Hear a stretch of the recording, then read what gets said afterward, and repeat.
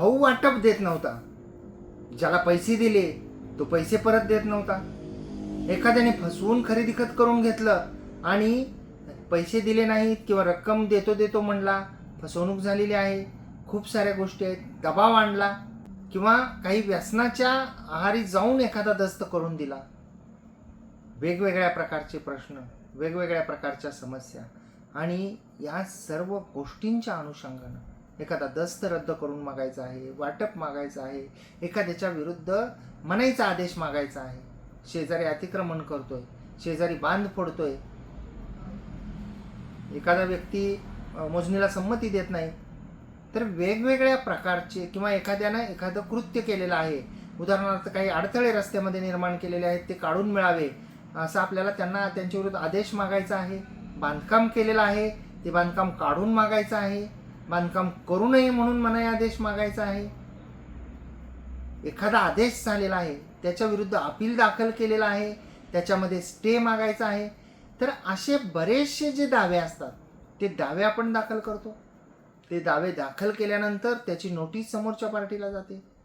केस कधी कधी न्यायालयामध्ये सुनावणीसाठी येते आणि त्या दरम्यान जे आहे ते आपली तडजोड होते कधी कधी, किंवा आपल्याला जे आहे असं वाटतं की आता आपल्याला केस चालवायची नाही, तर आपण दाखल केलेली स्वतः दिवाणी केस आपल्याला काढून घेता येते का?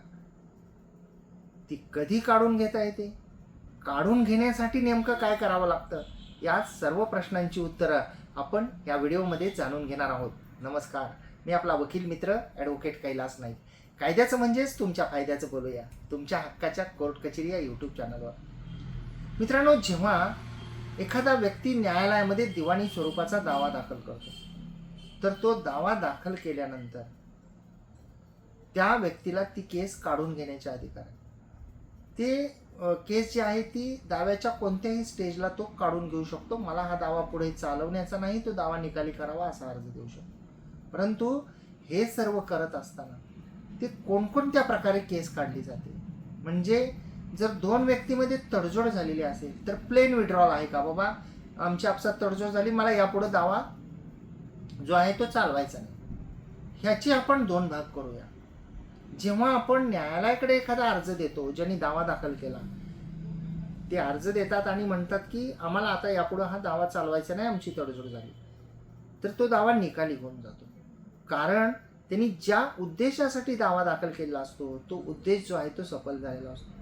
आपसात तडजोडीमध्ये काही रक्कम मिळालेली असते, काही प्रॉपर्टी मिळालेली असते, किंवा ज्या गोष्टीसाठी, म्हणजे उदाहरणार्थ काही बांधाची टोकराटोकरी झाली असेल तर आपसात सेटल झालेलं असतं, पैसे येणे असेल तर ते मिळालेले असतात, तर त्यावेळी आपण प्लेन विड्रॉल म्हणजे दावा काढून घेऊ शकतो. परंतु काही वेळेला आपण माननीय न्यायालयाकडून तडजोड हुकुमनामा सुद्धा करून मिळावा अशी मागणी करू शकतो. म्हणजे वादी आणि प्रतिवादींची अशी तडजोड झालेली आहे, अशा प्रकारचा दोघांनी संयुक्त तडजोड पुरशीस ज्याला म्हणतात, तर ती आपण न्यायालयाकडे देऊ शकतो आणि आपण त्या तडजोड पुरशीसप्रमाणे, आपल्या तडजोडीप्रमाणे माननीय न्यायालयाने हुकुमनामा करावा. कारण काढून घेणं हे वेगळं आणि हुकुमनामा होणं हे वेगळं. तर त्या हुकुमनाम्यामध्ये त्या तडजोडीमधल्या ज्या अटी आहेत त्या आपण घालू शकतो आणि त्या तडजोडीमधल्या अटींची जर पूर्तता नाही झाली तर त्या तडजोड हुकुमनाम्याच्या आधारे अंमलबजावणी सुद्धा आपण मागू शकतो. आता जेव्हा एखाद्याने दावा दाखल केला, दावा खोटाच होता, समोरच्याला ब्लॅकमेल करायसाठी केला असेल, समोरच्याकडून पैसे घेण्यासाठी केला असेल, आणि जेव्हा केस सुनावणीसाठी आली, कधी कधी त्या व्यक्तीचा जबाबही झाला आणि त्या व्यक्तीच्या असं लक्षात आलं की या दाव्यामध्ये आपल्याला यश येऊ शकत नाही, आपली चोरी उघडी पडलेली आहे, आपल्याला केस नाही आहे आणि ह्याचा निकालच आपल्या विरोधात जाणार आहे. तर त्या परिस्थितीमध्ये आता मी दावा काढून घेतो, म्हणजे जे प्रतिवादीला 2 वर्षे 4 वर्षे 5 वर्षे हेलपाटे घालायला लावलं तेवढं बाद झालं, माझ्या मनाचं समाधान झालं. अशा वेळी जेव्हा वादी दावा दाखल केलेला काढून घ्यावा, मला चालवायचं नाही पुढं म्हणून असा अर्ज देतो, तर त्या परिस्थितीमध्ये माननीय कोर्ट प्रतिवादीने जर हरकत घेतली तर प्रतिवादीचं म्हणणं घेऊ शकतात. दावा काढून घेण्यापूर्वी प्रतिवादीचं म्हणणं सुद्धा माननीय कोर्टाला वाटलं तर माननीय कोर्ट घेऊ शकतो.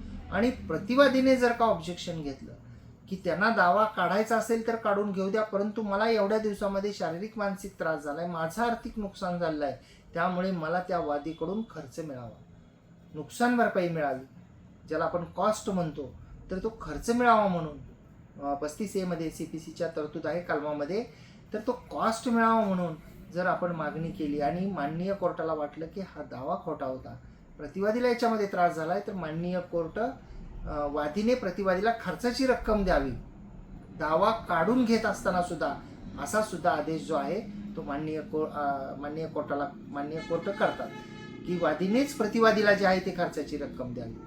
कधी कधी जर का प्रतिवादीचं काही नुकसान नसेल झालेलं, माननीय कोर्टाला वाटलं, तर माननीय कोर्ट दावा काढून घेण्यास परवानगी देतात आणि तसा आदेश करून केस निकाली करतात. म्हणजे दावा काढून घेताना खोट्या केसेस केल्यानंतर प्रतिवादीने हरकत घेतल्यावर आपल्याला कॉस्ट म्हणजे खर्चाची रक्कम सुद्धा द्यावी लागेल, हे आपण लक्षात ठेवलं पाहिजे.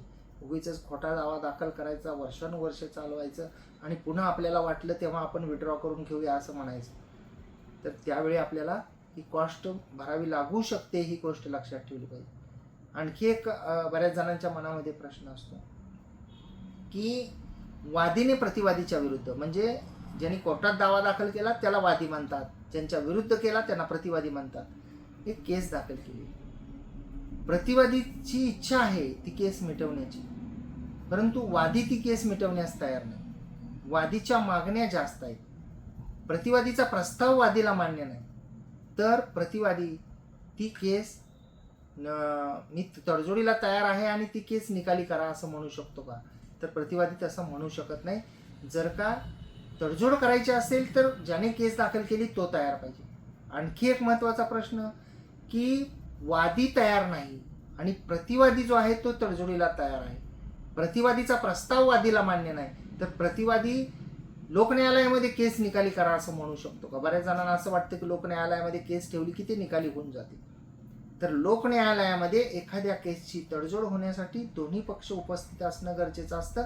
आणि जसं की मी आत्ता आपल्याला सांगितलं की एखाद्या केसमध्ये वादी जो आहे तो केस विड्रॉ करून घेऊ शकतो, त्याचा तो पर्पज हेतू जर साध्य झालेला असेल तर वादी अर्ज देऊ शकतो मेहरबान कोर्टाकडे, आणि लोकन्यायालयामध्ये सुद्धा माननीय कोर्ट कॉस्टचे सुद्धा आदेश करू शकतात किंवा विदाऊट कॉस्ट सुद्धा दावा काढून घेण्याची आहे ते परवानगी देऊ शकतात.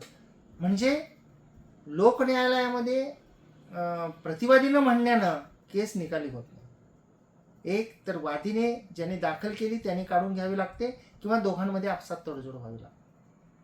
तडजोड हुकुमनामा होण्यासाठी त्या केसमधील वादी आणि प्रतिवादी सर्व पक्ष असणं हे अपेक्षित असतं, गरजेचं असतं, कायद्यानं ते मॅन्डेटरी. एखाद्या पक्षकार काही 2-3 वादी आहेत, 2-4 प्रतिवादी आहेत, त्यातले 1-2 जणच आले आणि हा पूर्ण दावा जो आहे तो कॉम्प्रोमाइज हुकुमनामा करा, कॉम्प्रोमाइज डिक्री करा असं जर त्यांनी म्हटलं तर ते कॉम्प्रोमाइज डिक्री जे आहे ते होऊ शकत नाही. तर अपेक्षा करतो की दावा कधी काढून घेता येतो याबद्दलची माहिती आपल्याला समजली असेल. कोर्ट कचेरी यूट्यूब चॅनलला सबस्क्राईब जरूर करा, बाजूचं बेल आयकॉनचं बटन दाबा म्हणजे व्हिडिओचे नोटिफिकेशन आपल्यापर्यंत येतील. आपण जर या व्हिडिओला फेसबुक इंस्टाग्रामवर पाहत असाल, अद्याप जर आपण फॉलो केलेलं नसेल तर फॉलो जरूर करा, त्या ठिकाणी सुद्धा लाईक आणि शेअर करा. धन्यवाद.